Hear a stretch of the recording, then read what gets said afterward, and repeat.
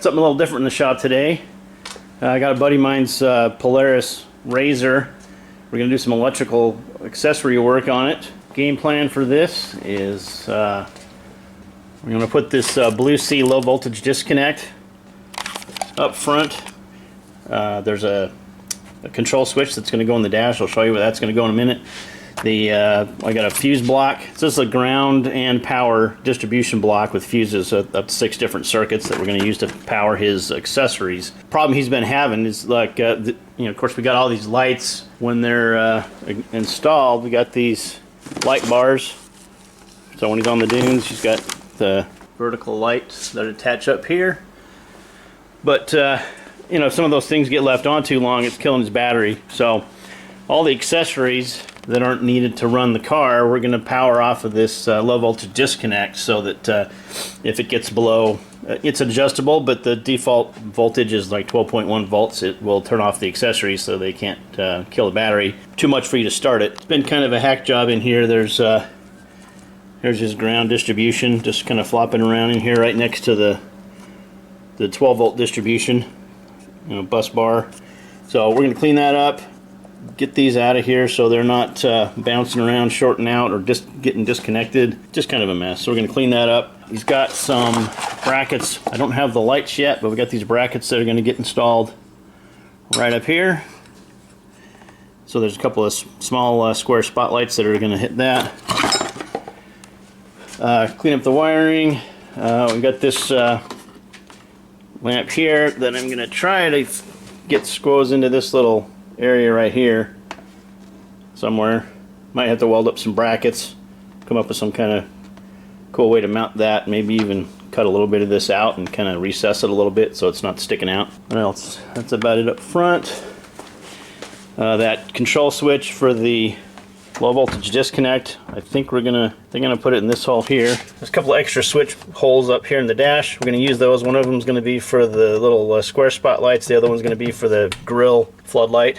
He's got intercom headset, rugged radio system in here, but the couple of problems with the jacks. The jacks right here, if you've got the headphones plugged into it, you can't use the cup holders because the wires come up front, and the passenger side's not working. The microphone's not picking up consistently. It's got some kind of a broken connector or something in it. So I might relocate that, and then of course fix the jack so it's actually functional. Up along the top here, we're going to try to add some blue LED light strips to light up the inside of the cabin when he wants to be able to see something. And of course blue, just because blue is cool. There's a remote control system here that so you've got a wireless key fob that you can turn on and off some of the accessories. There's some LED strips that light up the floor inside the cabin. They're controlled off of this. It looks like we got one more channel to use from that, and that'll probably go to those roof lights. And there's just a lot of sketchy wiring all over this thing that I'm going to try to clean up and get it a little more secure. The connectors for the vertical lights, a little bit sketchy here. I might see about cleaning that up, but see if that tape's holding it securely. If necessary, we can redo that, put some heat shrink or something on it, make it a little more reliable and clean. Oh, here's some, I don't know exactly where that goes, but I'm going to check this out because I don't really like how that just goes under this panel. That seems like a fire waiting to happen. So we're going to take a look at that, maybe clean that up, reroute that, or put some loom on it or something. Just give the electrical and accessories an upgrade and make it a little safer so we don't have any fires and we don't kill the battery, leave him stranded somewhere. So let's get started. One problem he's got is the horn button on the dash is not working. So the horns on this resides right here. So let's test it. We'll jumper 12 volts right to the horn itself and see if it's just a button or perhaps a fuse feeding that circuit. See if this works. Yep. So the horn's okay. I think I've figured out why the horn button doesn't work. Nothing hooked up to it. Oh, there's some wires. Maybe it's that. Well, the horn works.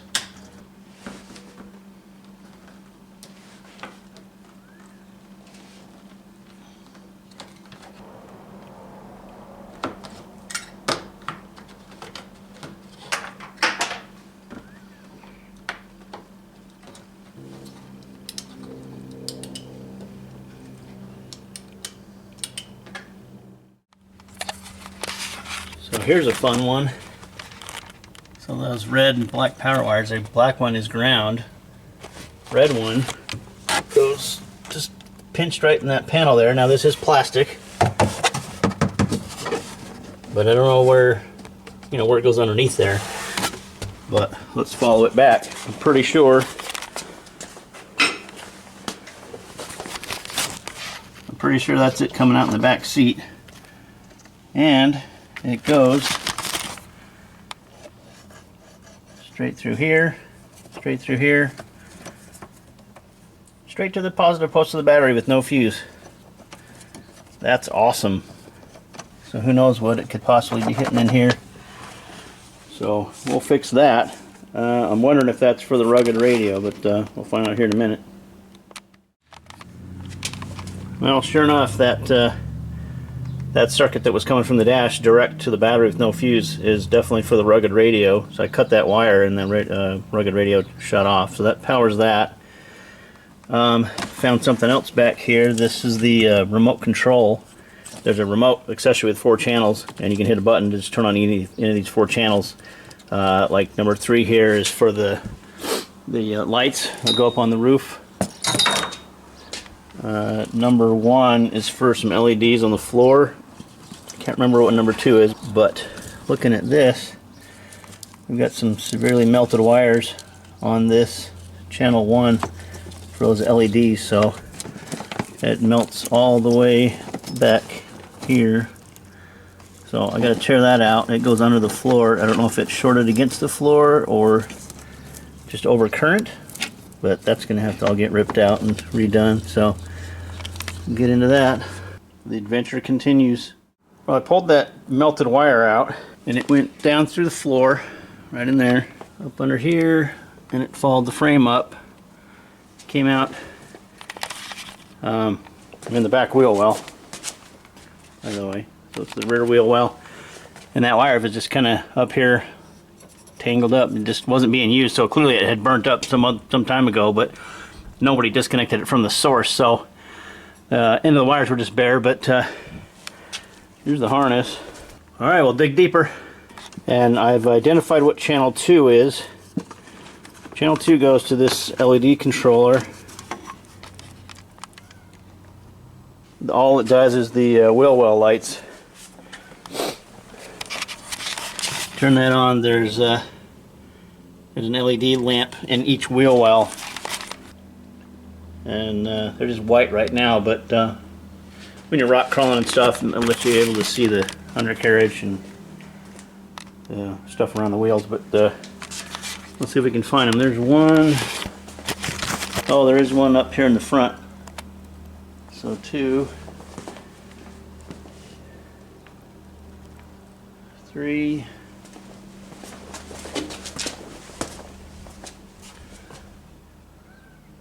There's 4.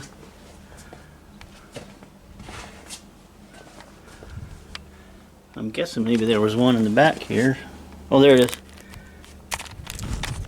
One under the back by the exhaust. And then there's this one. So that makes 6 channels. That makes sense. Alright, I want to get an amperage reading for all the stuff on the remote. So just sitting idle with no accessories on, I'm on the main power wire feeding that wireless module. So let's turn on the floorboard LEDs. Alright, so there's the floor LEDs. That bumps us up to 0.26 amps. I'll turn on the undercarriage lights, that's channel 2. Takes us up to 850 milliamps. And then turn on channel 3, which is the flag lights.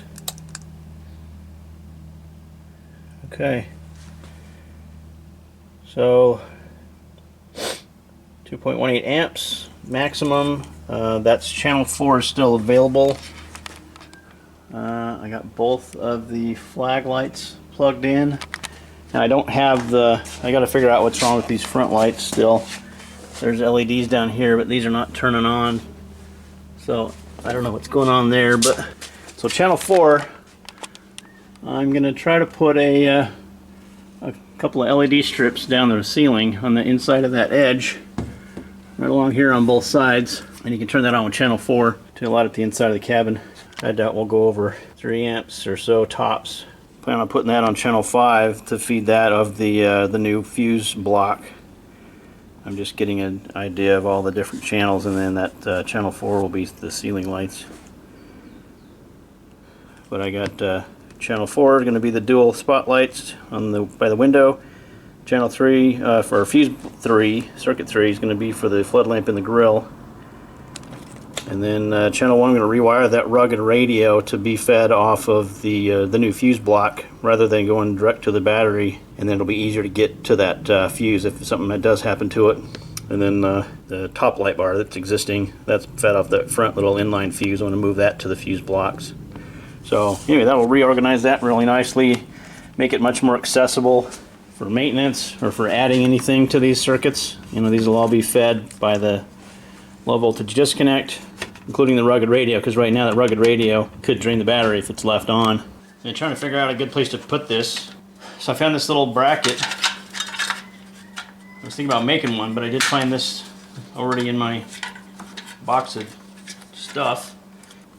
So I've just loosened up this bolt right here, and I can get that up. Now I've slid that bracket underneath it, and then I'll just put a screw here to hold it in that spot, and then it slides it over that way more and keeps it even further out of the way. Yeah, I'm liking that. I think that'll be great.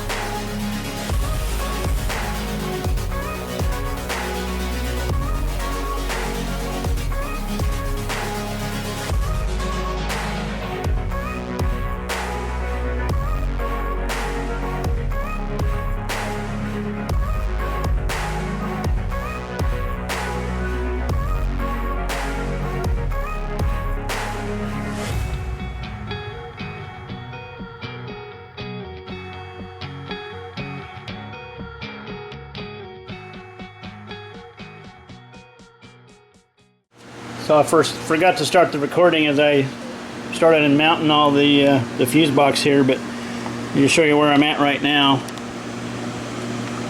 Got the little bracket installed, got the screw in down there, and then it's sandwiched underneath this bolt.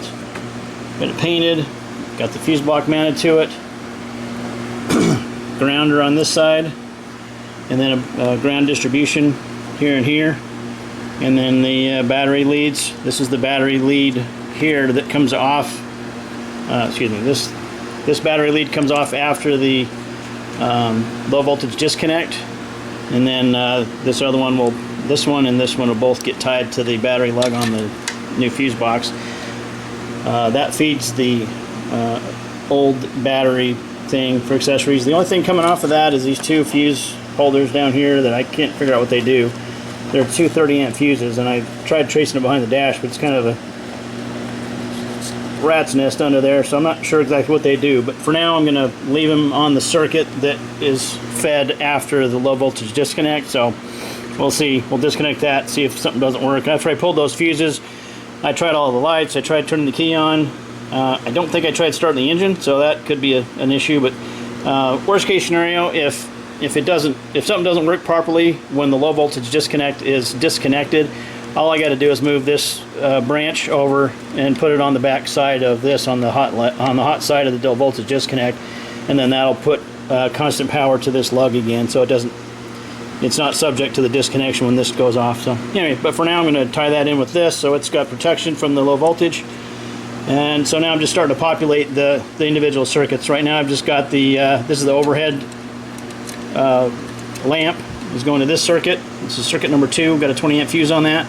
The old one had a 30 amp fuse, but I measured it. It only pulls 13 amps, so I'm just going to go with the 20. That can be adjusted as needed, but I'm pretty sure that'll be just fine. And then we'll get these other ones populated, and then I've got a ton of wires here that go to the switches. Some of them go to the back to feed the remote control system, and then I've got a couple here, 2 of these wires that feed this toggle switch that's for the low voltage disconnect. So there's a control switch for that. So all right, there you're all caught up. Let me get back on it.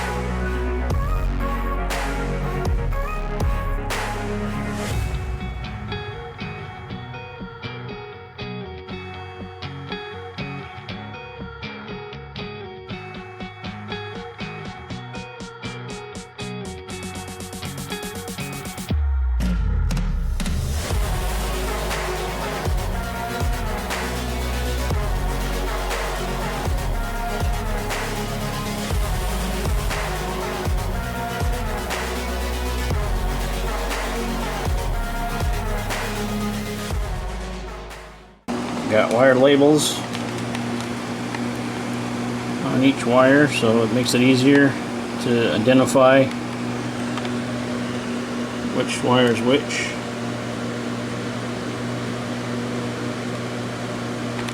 And then the fuse block will also put some labels on that, so each fuse will have a identifier tag.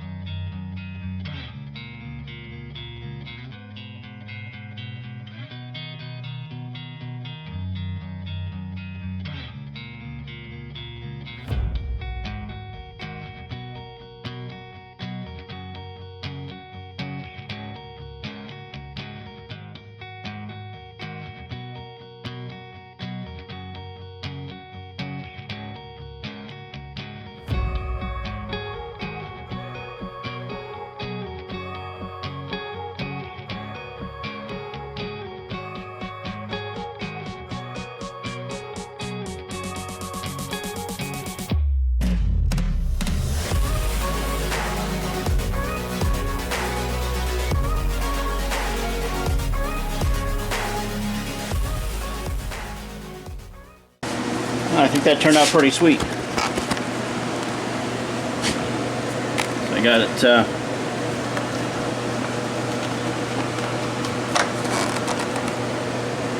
I might trim the top just a little bit more, not sure, maybe not. It's pretty smooth and really straight. And then those notches are for the brackets on the bottom. Turned out pretty even. So yeah, I'm liking that. I think that's super sweet. I'm gonna try out these little you basically just heat these up, the solder melts into it and seals the joint. I found the little ones work pretty good. I never had much luck with these big ones. By the time I got them hot enough to melt the solder, it just melted all the heat shrink and stuff, so it, you know, just kind of destroyed it. But the little ones work pretty good. And then when you slide the heat shrink over it, put the solder bead right over the wire, and then when you heat it up, it should melt the solder. So let's go ahead and try.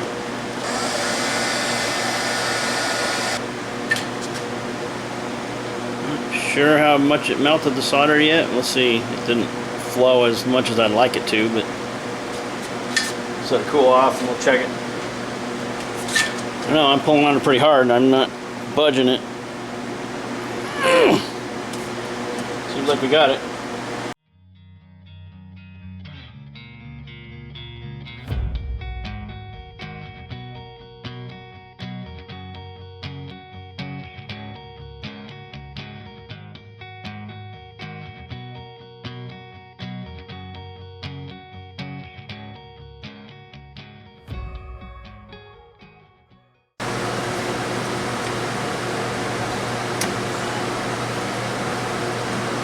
So this remote was previously powered directly off the battery, and I've changed that, so now its power source is the fuse block up front.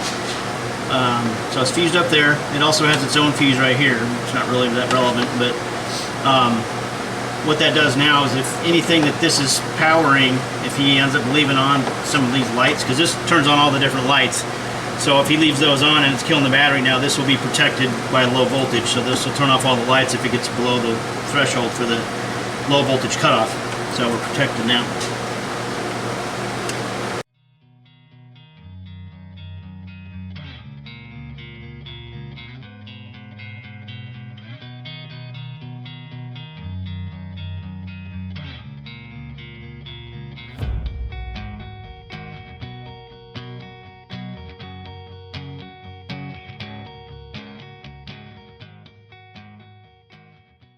We'll pull that apart because we're going to take it out of here anyway. I think I'm going to take this out and I'm going to relocate it up under the dash where they can be plugged in right underneath the radio, the rugged radio.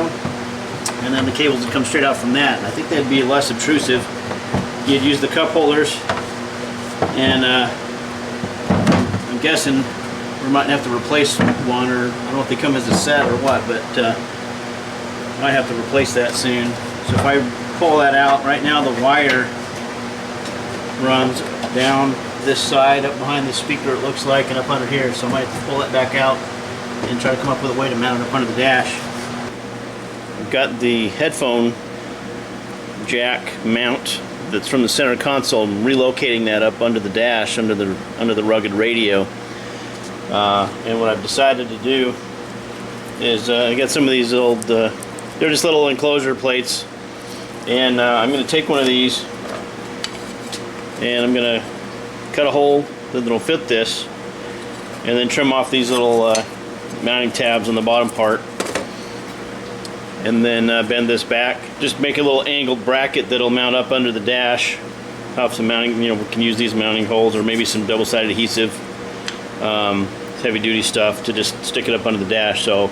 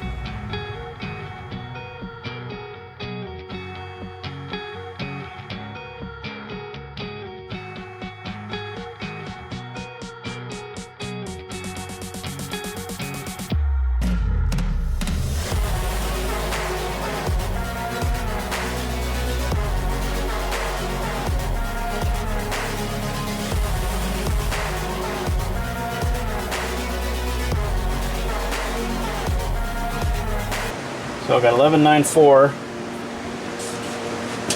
I think there's a delay on that. Alarm time before disconnect, 5 minutes. Okay, so it looks like it's got to be below 12.1 volts for 5 minutes. So we'll keep an eye on it, see what it does. So the LED's on. It is detecting the low voltage. So now we just have to wait for the 5 minutes. And then once that 5 minutes is up, all of our LEDs should shut off when that turns off, because that's turning on all our accessories. Let's try our lights while we're at it. Alright, so there's the floodlight. Nice. This one is for the spotlights. I don't have those lights yet, but they're the ones that go right here. Oh, so we got a light on here.